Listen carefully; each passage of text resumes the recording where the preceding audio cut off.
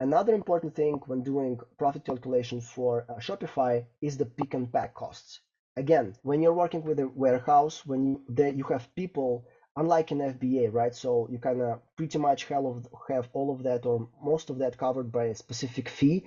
But here you have to get into the details and say, okay, it costs me like 50 cents to pick and pack a product, an item, right? From the shelf to pick it and to pack it.